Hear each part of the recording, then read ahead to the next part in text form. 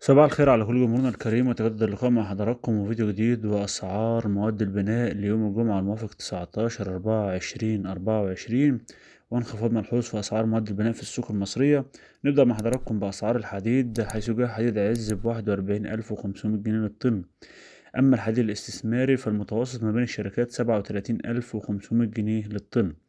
أما بالنسبة لأسعار الأسمنت فأسمنت السويدي ب2270 جنيه، أسمنت الممتاز ب2240، أسمنت السهم ب2070، أسمنت التشطيبات ب1700 جنيه، أسمنت 52.5% ب2240 جنيه.